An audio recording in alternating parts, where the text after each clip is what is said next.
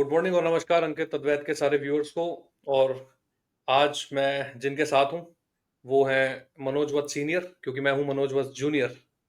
यानी मैं आज अपने पिताजी के साथ पॉडकास्ट पे आया हूँ और I think it's really fortunate for both of us to catch up in this way. Thank you बेटे, इनवाइट करने के लिए। या तो हम कुछ एक बहुत इंटरेस्टिंग क्वेश्चंस हमने शॉर्टलिस्ट करे हैं। और आज का जो टॉपिक होने वाला है पॉडकास्ट का वो है पेरेंटिंग। और I am not exactly sure कि पेरेंटिंग को मैं हिंदी में कैसे बोलूंगा, लेकिन पेरेंटिंग मेरे ख्याल से जो भी हमारे व्यूअर्स हैं वो समझ जाएंगे कि पेरेंटिंग के ऊपर हम बात करने वाले हैं। तो हमने कुछ 6-7 सवाल शॉर्टलिस्ट करे हैं और हम कोशिश करेंगे कि हम उसको अच्छे से कंक्लूड कर पाएं इस पूरे टॉपिक को, और हम अच्छा एक डिस्कशन अपने व्यूअर्स तक पहुंचा पाएं। तो पहला सवाल पापा जो मेरा आपसे होगा वो ये होगा कि क्या एक अभिभावक या फिर एक पेरेंट की भूमिका भूमिका को आप कैसे देखते हैं? और क्या ये केवल बच्चे की परवरिश तक सीमित है या फिर इससे भी गहरी कोई एक जिम्मेदारी है एक पेरेंट की? अच्छा सवाल था आपका।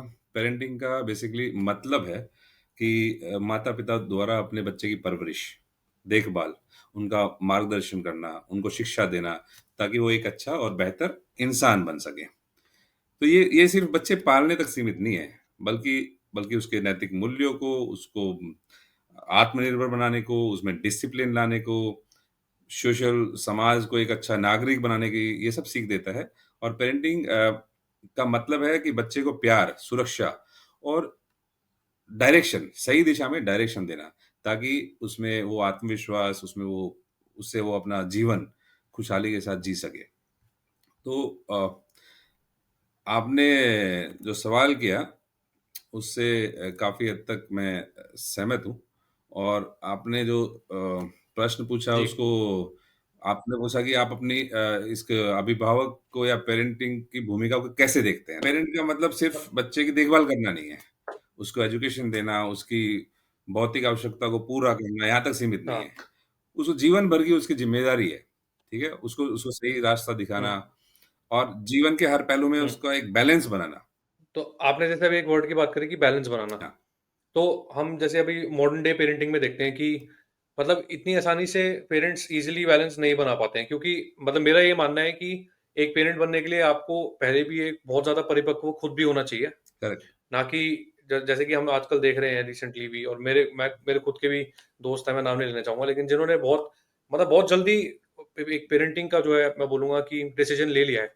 और हम ये इस पे टिप्पणी नहीं कर सकते कि वो अप्रोप्रिएट डिसीजन है कि नहीं है, लेकिन मतलब मुझे ऐसा लगता है कि लोग बहुत जल्दी कर रहे हैं इस चीज में। तो आप इसको कैसे देखते हो कि कितना वो एग्जैक्ट टाइमलाइन क्या है, या फिर कितना समय लेके किसी को पेरेंट बनने के लिए डिसाइड करना चाहिए, और करना भी चाहिए या नहीं करना चाहिए?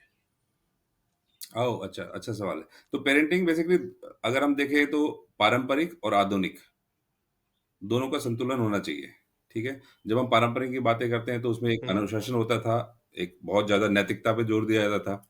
आधुनिक पेरेंटिंग क्या है, बच्चों की भावनाओं को, उनकी उनकी आज़ादी को ज़्यादा महत्व देता है।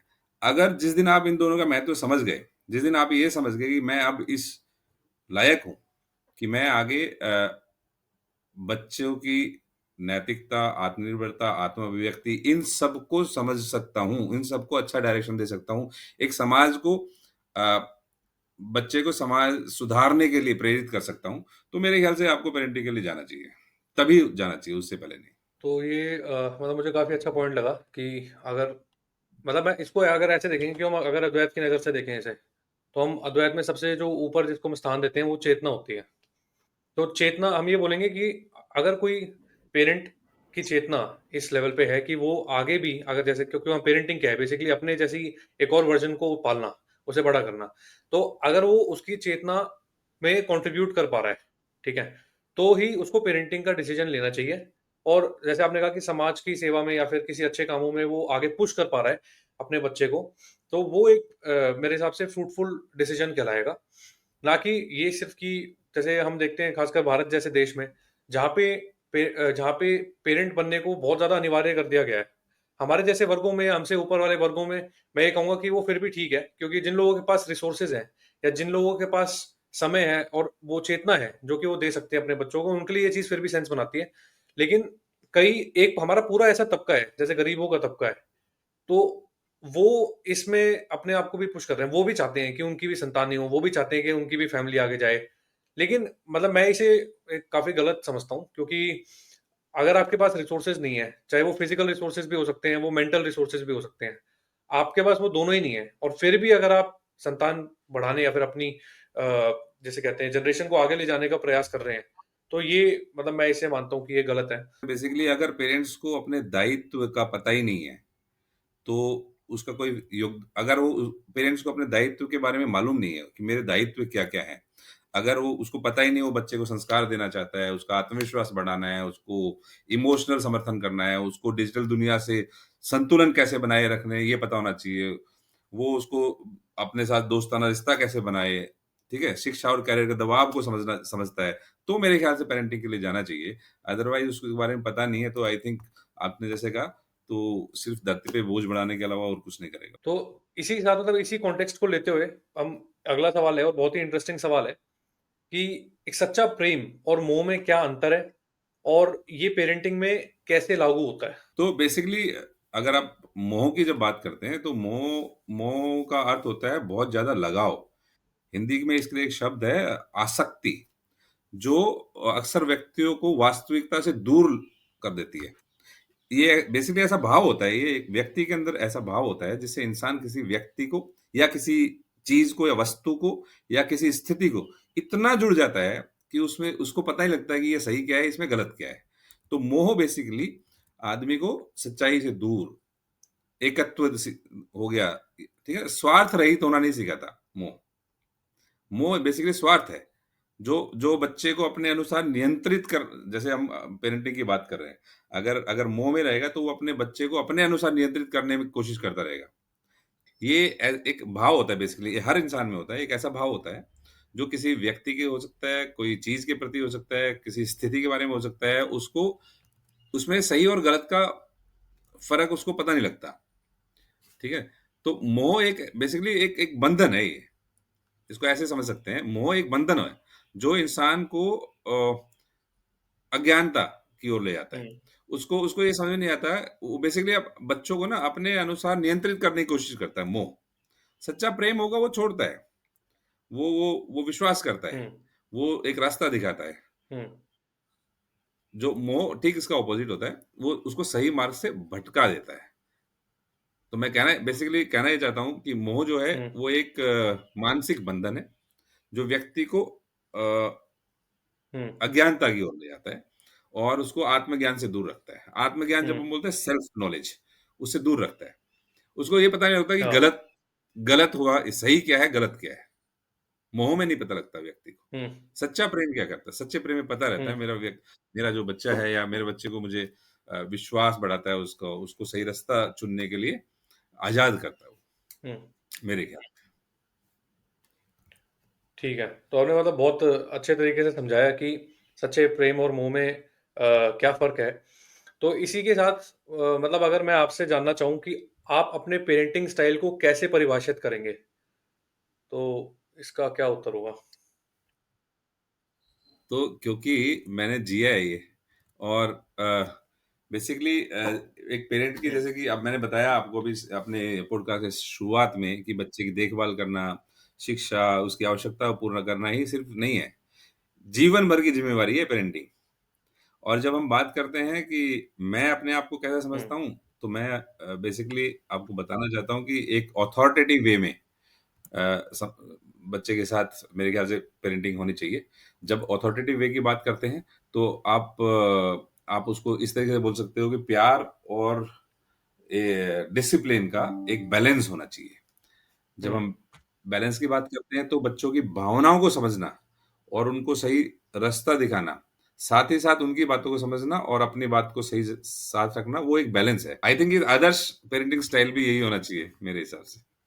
जब एग्जाम्पल के थ्रू समझ सकते हैं। अगर बच्चा क्या बोलता है कि भाई बहुत ज़्यादा टीवी देख रहा है। अगर कोई कठोर माता-पिता होगा तो क्या करेगा? उसको आएगा, उसको डाँटेगा। लेकिन मेरे स्टाइल जिसकी मैं बात कर रहा हूँ या मैं जैसे समझ पा रहा हूँ, वो आएगा उसके साथ उसको समझाएगा, उसको बताएगा और बोलेगा कि स्क्रीन टाइमिंग एक लिमिटेशन होनी चाहिए। स्क्रीन हुँ, टाइमिंग आपका आपके जीवन का मुख्य उद्देश्य नहीं है। साथ ही हुँ, साथ उसको और दूसरी एक्टिविटी के अंदर भी बिज़ी हुँ, करेगा, व्यस्त रखेगा। हुँ, तो ठीक है। दैट तो इज़ मतलब मीन अथॉरिटी। हुँ, आपने मतलब जो बताया अथॉरिटेटिव वे, तो मैं इसको ऐसे समझ रहा हूँ कि अथॉरिटेटिव वे एक मिक्सचर है नॉलेज प्रोविजन का भी, और साथ में ये बताने, ये एक्सप्लेन करने का भी, क्योंकि हम कहीं न कहीं इस मतलब मॉडर्न पेस्ड दुनिया में ये भूल जाते हैं कि चीज़ों का जो महत्व है वो उसकी नॉलेज से ही समझ में आता है। तो हम जब तक किसी को एक किसी भी चीज़ का महत्व नहीं बताएँगे, किसी भी चीज़ का उसके जो रूट कॉज़ है वो नहीं बताएँगे, तो मेरे ख़्याल से वो इतनी इफ़ेक्टिवली सामने वाले के दिमाग में नहीं उतर नहीं, पाएगी। तो ये मतलब मैं एग्री करता हूँ आपकी इस पेरेंटिंग वाली स्टाइल से। तो इसी इसी के साथ एक मेरा अगला सवाल आपसे ये होगा कि आज के दौर में भी या फिर पहले के दौर में भी कई माता-पिता ऐसे थे या ऐसे हैं, जिन्होंने अपने बच्चों को अपनी संपत्ति माना है। तो मतलब उन्हें अपने अपने अनुसार वे माता-पिता ढालना चाहते हैं। तो आपको क्या लगता है, ये दृष्टिकोण ये सही है? नहीं, नहीं। सो मेरे ख़्याल से बच्चे जो माता-पिता की संपत्ति नहीं होती है, वो उनकी ज़िम्मेदारी होती है। वो उन्हें एक मतलब आज़ाद व्यक्तित्व के रूप में विकसित करने की ज़रूरत होती है बेसिकली। वो उनकी संपत्ति नहीं है, संपत्ति को तो आप खरीद सकते हो, बेच सकते हो। तो ये एक ज़िम्मेदारी हुँ, है ना? जैसे कई लोगों का दृष्टिकोण होता है कि भई हुँ, मेरे बेटे को तो डॉक्टर ही बनना है। क्यों? क्योंकि मैं डॉक्टर हूँ, है ना? हुँ, तो हुँ, ऐसे सही दृष्टिकोण क्या होना चाहिए? नहीं, बच्चे की रुचि, उसकी योग्यता, उसको पहचानो और उसको सही मार्गदर्शन देना आई थिंक हुँ। बहुत ज़रूरी है। तो मतलब जैसे हमने अभी बात करी कि दृष्टिकोण की भी हमने बात करी, और हमने ये भी बात करी कि किस तरीके से बच्चों को सही तरीके से ढालना चाहिए, क्योंकि एक तरीके से देखा जाए तो बच्चे जो हैं वो मिट्टी है खाली, और मिट्टी का घड़ा आप कैसे भी बना सकते हो। तो जो स्कल्पटर है, मैं पेरेंट्स को एक स्कल्पटर के रोल में देखता हूँ कि वो स्कल्पटर हैं और वो उस मिट्टी को किसी भी तरीके से ढाल सकते हैं, किसी भी तरीके से उसका घड़ा बना सकते हैं, और फिर बच्चा अपना जीवन उसी तरीके से आगे मैं कहूँगा कि व्यतीत करता है। लेकिन इसी के साथ ऐसा होता है कि ढालते समय ही पेरेंट्स जो हैं वो काफ़ी एक्सपेक्टेशन सेट करते हैं, या फिर कई अपेक्षाएँ रखते हैं अपने बच्चों से। और हम देखते हैं कि हाँ, हाल-फिलहाल या फिर किसी भी दौर में बच्चे कई बार अपने पेरेंट्स की अपेक्षाओं पे या उनकी एक्सपेक्टेशंस पर नहीं खड़े उतर पाते। तो आपको क्या लगता है कि इस पे सही पेरेंट्स की सही प्रतिक्रिया क्या होनी चाहिए? और किस तरीके से पेरेंट्स को इस चीज़ को एनालाइज़ करना चाहिए कि अगर उनकी एक्सपेक्टेशंस पे उनके बच्चे नहीं उतर पा रहे हैं, तो आपको कैसे लगता है कि उनका सही रिएक्शन क्या होगा और सही तरीके से वो कैसे डील करें इस सिचुएशन से? अगर बच देखिए बच्चा आपकी अपेक्षाओं पर अगर वो खरे नहीं उतरता है, तो उसकी बहुत ज़्यादा उसको क्रिटिसाइज़ नहीं करना चाहिए। कई बार उसका समर्थन भी करना चाहिए। बच्चे की जो असफलता जब जब वो असफल होता है, उसको सीखने के अवसर में बदलना चाहिए। उससे बात करके, बिना गुस्से से बच्चे की परेशानी को समझना चाहिए और अपने प्रैक्टिकल अप्रोच को अपनाना चाहिए बेसिकली।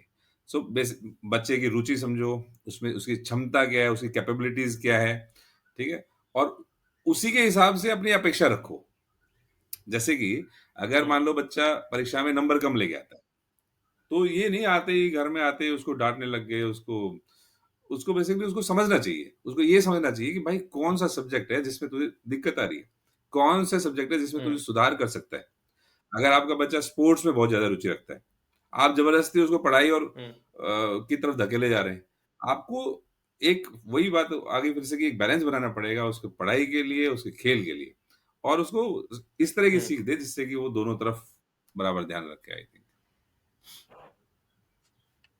बिल्कुल सही। तो मतलब हमने बैलेंस की भी डिस्कशन किया, और मेरे हिसाब से ये एक बहुत फ्रूटफुल वर्ड है जो इस पूरे कॉन्वर्सेशन से निकल के आएगा, बैलेंस। मैं इसको इस तरीके से देखता हूँ कि अपने जो भी किसी की चाइल्डहुड कंडीशनिंग है, या किसी के कोई चाइल्डहुड मतलब पास्ट के एक्सपीरियंसेस हैं, वो अपने बच्चों पे वही प्रोजेक्ट करने की कोशिश करते हैं।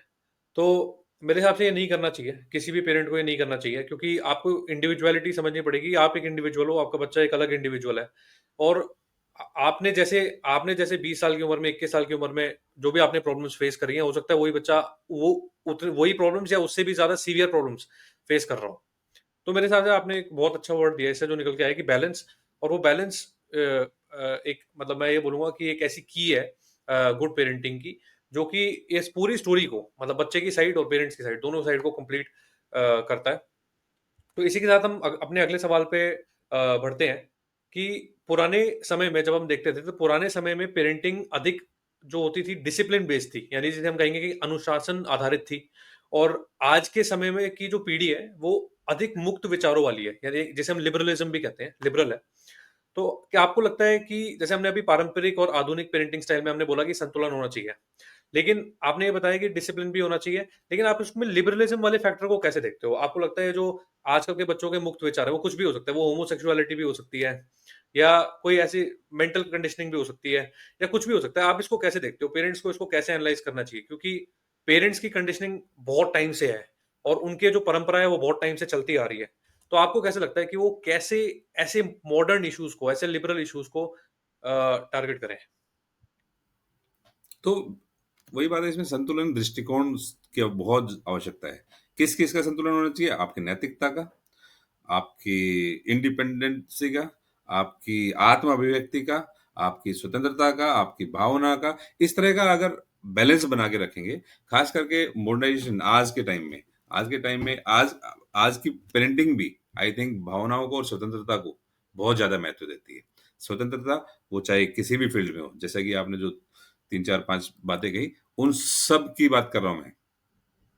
चाहे वो लिंग, कास्ट, ब्ला ब्ला ब्ला, हर चीज में फ्रीडम की को बहुत ज्यादा महत्व देता है। साथ ही साथ बच्चों की भावनाओं का इंपॉर्टेंस बहुत जरूरी है कि हम्म। वो किस तरह की बातें सोच रहे हैं, किस तरह की बातें वो करना चाहते हैं, किस तरह उनको समझना बहुत जरूरी है। तो ये वाला संतुलन की बात मैं शुरू से करते आ रहा हूँ कि नैतिकता के साथ साथ, अनुशासन के साथ साथ, भावनाओं और स्वतंत्रता, इसको भी महत्व मिलना चाहिए। तो इसी के साथ हम अपने लास्ट पार्ट पे बढ़ते हैं इस पॉडकास्ट के, और वह ये होगा कि मतलब एक छोटा सा क्वेश्चन है और मेरे ख्याल से सबसे महत्वपूर्ण क्वेश्चन है।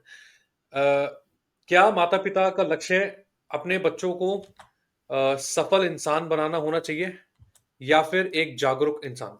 बच्चों को सिर्फ सफल नहीं, बल्कि जागरूक इंसान बनाना बहुत जरूरी है। सफलता क्या? सफलता सिर्फ कैरियर, पैसे या समाज में अपना नाम कमाने तक सीमित होती है। उसकी एक लिमिटेशन होती है। हम्म। जागरूकता का मतलब है कि बच्चा हम्म। समाज, नैतिकता और जीवन के वैल्यूज को समझे। लाइक एक हम्म। डॉक्टर है ना? डॉक्टर बनकर भी अगर इंसान अपने समाज में मरीजों के प्रति संवेदनशील ना हो, तो उसकी सफलता अधूरी है। वो सफल डॉक्टर नहीं है। यदि हम्म। कोई व्यक्ति एक बहुत अच्छा शिक्षक बनकर भी समाज को अगर शिक्षा नहीं दे हम्म। पा रहा, तो वह जागरूक भी है। अगर वो शिक्षा दे रहा है तो हम्म। जागरूक है, नहीं दे पा रहा तो फिर वो असफल है। तो मैं हम्म। कहने का मतलब है कि मैं कहना ये चाहता हूँ कि सिर्फ सफल नहीं बल्कि जागरूक बनाना बहुत जरूरी है। ठीक है, तो मतलब भाई ये मैं इस पे भी इस तरीके से सम करूंगा कि हम बार बार इस चैनल पे, हम पिछली वीडियोस में भी हम बार बार एक चीज की बात करते हैं कि कॉन्शियसनेस या फिर चेतना की कितनी इंपॉर्टेंस होती है। तो अगर जी। हर रिश्ते में कॉन्शियसनेस की इंपॉर्टेंस या चेतना की इंपॉर्टेंस को लाया जाए तो मेरे हिसाब से ऑटोमेटिकली डिसीजंस अपने आप ठीक हो जाते हैं।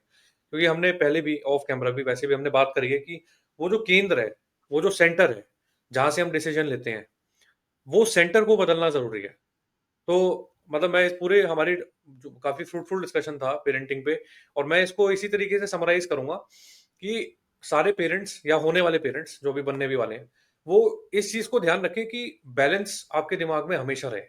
आप अपनी कंडीशनिंग को, अपने एक्सपीरियंसेस को ना थोपें, अपने एक्सपेक्टेशंस के हिसाब से ना ढालें। आप इंडिविजुअलिटी का ध्यान रखें और आप एक अच्छे लिबरल माइंडसेट के साथ रेस करें, क्योंकि this what we are talking about is the generation of the future. और आपने एक बहुत अच्छा वर्ड यूज किया था, रिस्पॉन्सिबिलिटी। तो ये उत्तरदायित्व है और बहुत गहरा उत्तरदायित्व है हर एक अभिभावक, हर एक पेरेंट और होने वाले पेरेंट का, कि वो अपने आने वाली जो जनरेशन है उनको, जैसे कि एक बहुत फेमस कोट मुझे याद आ रहा है, हम उसमें अर्थ के रिगार्ड में ये बात करते थे, तो उसमें ना ये कहते थे कि हम यहाँ पे जो रह रहे हैं ना, the humans who are inhabiting on this earth, this is not the land that they have inherited, this is the land that they are living on rent for. मतलब ये आगे हम किराए पे हैं, ये जो धरती पे हम रहते हैं ये किराए पे है, ये ऐसा नहीं है कि हमें विरासत में मिला है। तो मेरे हिसाब से ये अपने आप में एक उत्तरदायित्व, एक रिस्पॉन्सिबिलिटी इंड्यूस करनी चाहिए पेरेंट्स के अंदर कि ये इतनी बड़ी जिम्मेदारी है कि आप जो आगे देके जा रहे हो, तो उसमें आप इतना बड़ा कंट्रीब्यूट कर रहे हो कि आप तो यहाँ नहीं रहोगे थोड़े टाइम बाद।